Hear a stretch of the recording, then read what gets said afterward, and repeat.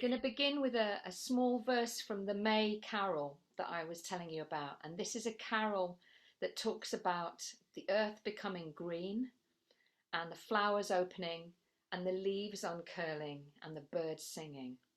It's called Mae'r Ddaear yn Glasu. The world is becoming green.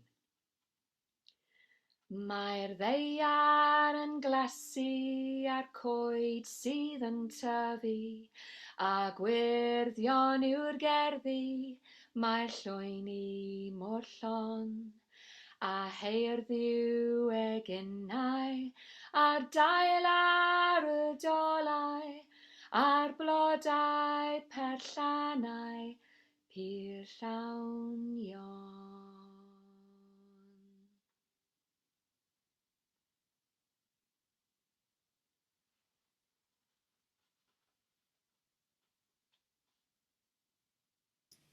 And we're going to follow on with a story from Jo. And she's, if she hasn't changed her mind again, is going to tell us about a xylophone. Is that right, Jo? Mm-hmm. I am indeed going to tell you about a xylophone, because what I didn't say earlier is what I am is a puppeteer. So, you know, I like my props. But unfortunately, the xylophone in question, well, the xylophone that brought me this story isn't actually with me today. That's with a friend of mine who's using it in doing recording. So it's being very, very well used. So this particular xylophone was given to me by my friend Rebecca Joy on one of her visits from Africa. So imagine you've got the lovely, it's a traditional xylophone, the nice wooden slats getting smaller, and then underneath big gourds that help those notes resonate. And then it's bound with string. Very beautiful thing. So I was given this xylophone with a story.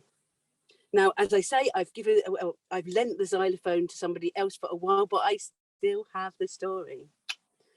And it is the story of the first xylophone, why the first xylophone was ever made. And it's a story set out there in the desert.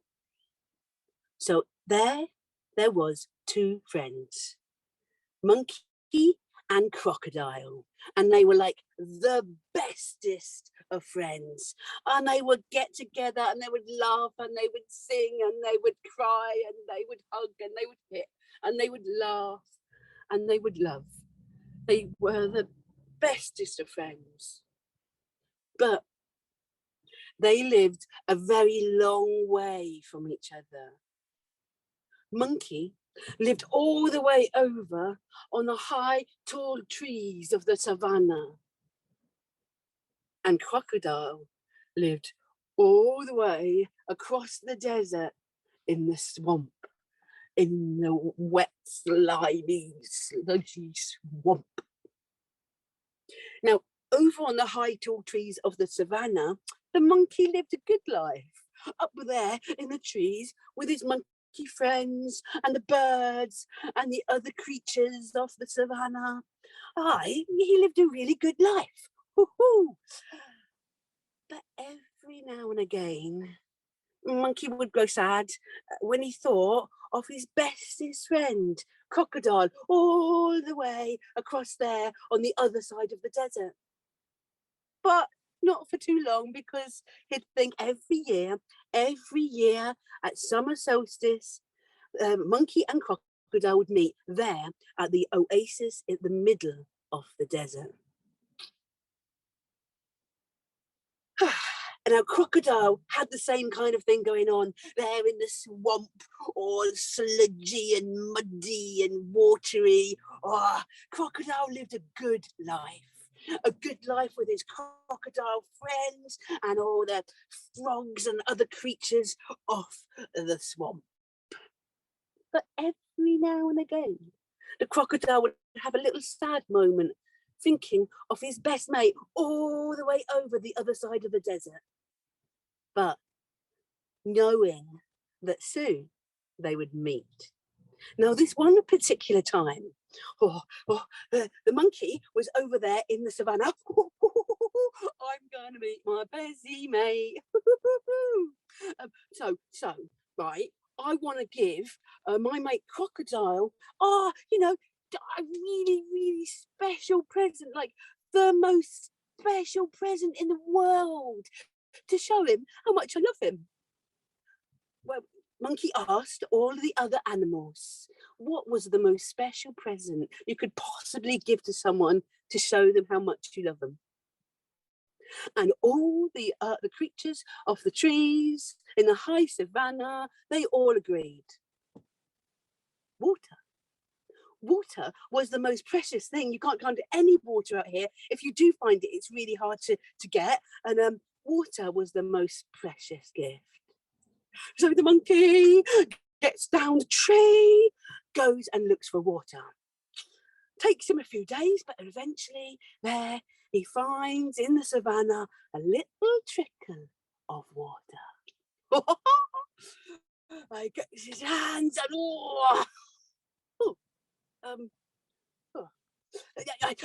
he scoops the water up and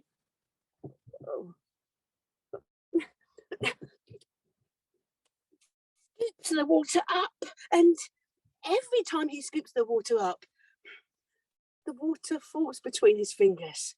Oh, this isn't going to work.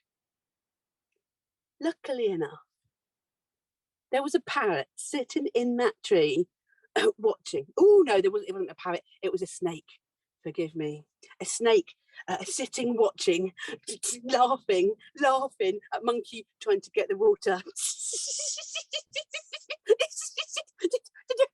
You'll never do it like that. No. You need a gourd. A gourd, it's like a big, dry seed. It's hollow, a gourd. Silly monkey. Oh, a gourd. A big, dry, hollow gourd. Okay. The monkey searches another couple of days for a big, dry gourd. In fact, he finds a few.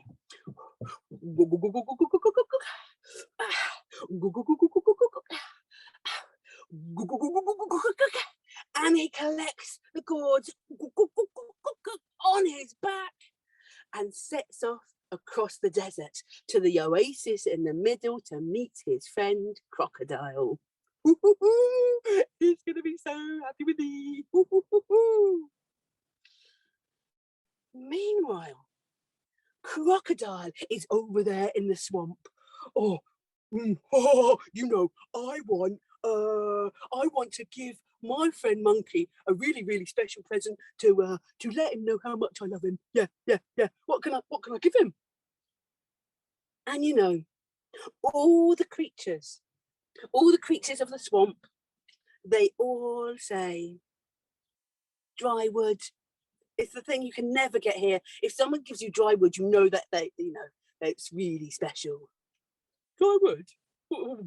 Where do I get dry wood? Up in the tallest of trees. The tallest of trees? And even though the crocodile wasn't really built for climbing, with the little legs and tail and scales, even though he wasn't, he did it. He got his little legs and somehow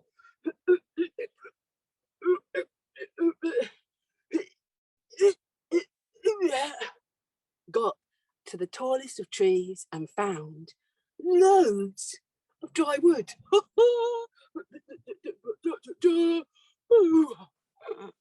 And sets off across the desert to find Monkey at the oasis in the middle. Well, you can imagine they both set off, but it's a long way. And they're both carrying really heavy things. And soon both of them get so tired. And do you know what? Both of them had the thought, shall I just drop the thing? It will be so much easier. But do you know what? I'm sure you've guessed. Neither of them do. They both carry on carrying their present to the oasis in the middle, where they meet and they scream and they holler and they laugh and they roll around, and eventually one of them remembers, crocodile, remember, I've got you a present.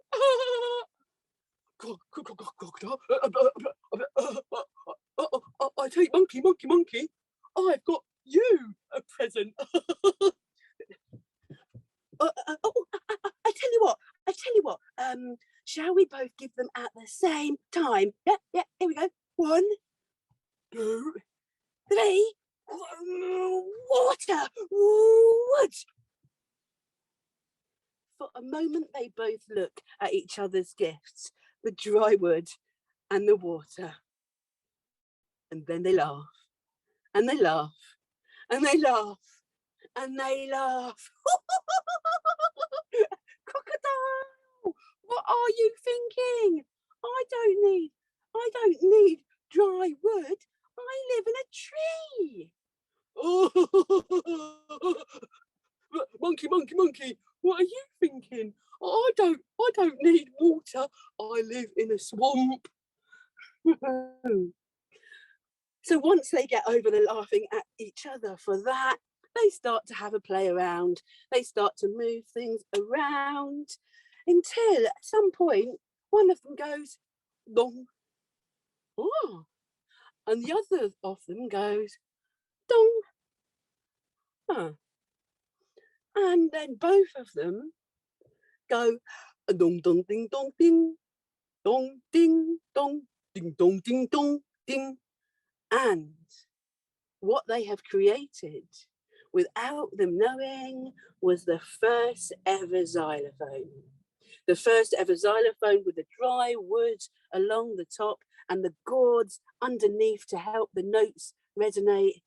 And so that is why the xylophone and any tune that should be played with it should be the symbol of friendship and the music and love it can bring. Thank you. Thank you. Thank you.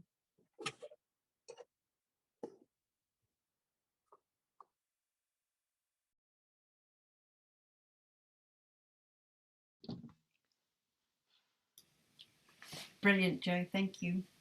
Fantastic.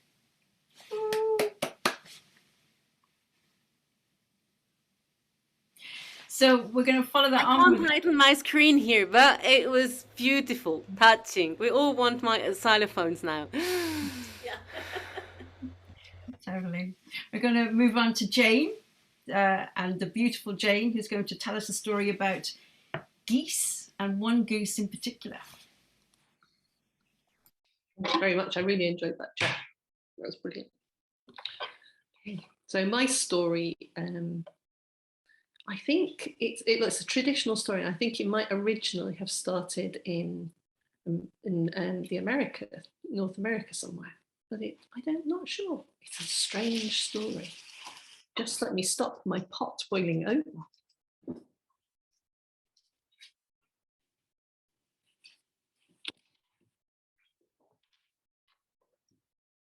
Once, long ago, in a land far, far away, in between there was a valley, in between the tall, dark, mysterious pine forests in the east, and the high, majestic, misty mountains in the west. In the middle of the valley, there stood a little farmhouse. Now, if you looked at that farmhouse, you'd have thought it was ancient. The tiles on the roof had been bleached by the sun of many, many summers. The stonework was beginning to crumble in places. The window shutters, well, they were a little bit crooked. And the door, well, the paint peeled and the hinges creaked. But once you stepped inside that cottage, well, You could feel it was a place full of love, because inside that cottage there lived a little old man and a little old woman, and they had been farmers for all of their lives in this land, on this very farm. And they'd loved each other for all of their lives together. But the last few years, well, they'd been hard, very hard. So hard, in fact, that piece by piece, little by little, field by field, they'd had to sell off the fields of the farm. Until now, there was just one small field left, the field that stood in front of their farmhouse. And it was a poor, stony, dry field. And so the old man and the old woman, well, they got hungrier and hungrier because they could grow so little. But what could they do? As time went by, the old woman got weaker and weaker. And one day she couldn't even get out of bed. And her husband looked at her and saw her looking tired and worn out. And he remembered how very much he loved her. And he thought, I want to do something for her. What can I do that will give her some strength to get back in her life? So he thought, I could make the meal tonight. I could try and cook for her tonight. That's what I'll do. And so he left his wife, let her stay in bed that morning, and he went into the kitchen. He went by the kitchen table, past the little sideboard, past the fireplace and the fire, until he got to the larder. But when he got inside, well, there was hardly anything there at all. There were a few small potatoes and there were some rather dried up looking greens, but that's all that was left, and perhaps a few beans. But he took those out of the larder and put them down on the kitchen table, and then he got out the big cooking pot that they had. But when he set it down, he thought, this just isn't going to be enough. This isn't going to be the wonderful meal I want to make for my wife. There's nothing for it. I'm just going to have to go out. I'm going to have to go out and shoot something for the pot. And so he turned round to the fireplace, and above the mantelpiece, there was hanging an old gun that now was just polished up, because it was one of those old-fashioned guns with a brass end that looked more like an ear trumpet at times, an old blunderbuss of a gun. But he took it down, and in a little pot on the mantelpiece, there was just a little bit of powder for the gun. He put that in his pocket, put the gun over his shoulder, and he set off out to the farmhouse. He decided to walk to the east towards those tall, dark pine woods. And as he walked, the day passed by, so that as he reached the edge of the forest, while the sleepy sun was starting to rest her cheek on those misty mountains in the west, dusk was coming. And the man could tell that tonight was going to be a clear night with a deep starry sky. But he looked around and he thought, what was he going to shoot? As he watched the forest, he heard something. At first he thought it was the wind in the trees, but it was different somehow. And then he realised it was music. It was like one flute to begin with. And it was magical, but then the music got louder, and as if more flutes and other instruments joined in, and the man found himself almost so contented as he listened to the sound. And then he realised it wasn't coming from the trees, it was up in the sky, because coming over the trees was a flock of snow-white geese, their long necks stretched out, looking towards the setting sun. And the man thought he could stand there forever in this beautiful moment. But then his stomach rumbled and his hunger returned, and he realised what he actually had to do. He took the gun off his shoulder, put some of the shot in, and as he lifted it, the gun felt heavier than ever. But he looked up to the sky, bang! And with a bang and a clatter, the gun went off. The geese scattered and squawked and tried to head for the west, but one goose had been hit. One goose fell down with a thud to the ground. It landed almost at the farmer's feet, and he was so sad when he saw this beautiful bird on the ground. But then he could still hear the music. The music hadn't gone.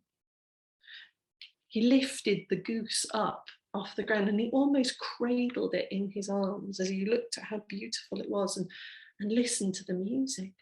But he began to walk home. As he walked home, the music became softer moment by moment, so that when he entered the house, it was just almost the gentle whisper of the music. The man set the goose down on the table, plucked the feathers, prepared it, and put it into the pot. Put the vegetables he'd collected earlier in around it, poured on some water, stoked up the fire, and put the pot to cook. The music disappeared. But now the kitchen was full of the smell. The roasting bird almost, was delicious. He could suddenly almost see in his mind's eye how wonderful this feast was going to be, that he'd be able to give to his wife, how happy she would be. And the smell was everywhere. And he was just so excited to have this meal. He called for his wife and she came out into the room. And she too smelt this food and thought, my husband, he loves me so much. He's made me such a wonderful meal. And they sat down together at the table. Well, the food spitted, spattered, crickled, crackled, and it was ready. So the farmer took the pot from the fire, put it on the table and went to get the carving knife out of the little sideboard. But as he stood ready to carve the goose, he couldn't move. He was frozen to the spot. And there was music again. Soft, gentle music, rising. And his wife, she turned and she went, I know that music. That's the music from when I was young. And tears came to her eyes as she listened. The music got louder and louder until bang! The shutters of the windows were thrown open and in came the whole flock of geese. And they came in and they began to circle around and around the ceiling of the kitchen, bringing in the night sky with them, that deep midnight blue and the beautiful stars. And they went round and round in a stately circle until the first goose turned her neck and with her beak plucked one white feather from her back, dived down to the pot and let it drop into the back of the cooked goose. And after that, every other goose did the same, plucked a feather, dived down and let it land on top of the goose. And all the while the music played on and on. When the last goose had placed their feather, the music changed. It became even more joyful. And as the old man and the old woman watched, the feathers seemed to suddenly move and cover the goose completely. And the goose in the pot began to move. There's a wriggle, and then a wing, and another wing. And the goose lifted itself out of the pot and flew up to join its brothers and sisters, the rest of the flock still moving around the sky in the kitchen. And when it had joined them, the lead goose turned and flew out of the window, taking the rest of the flock with it.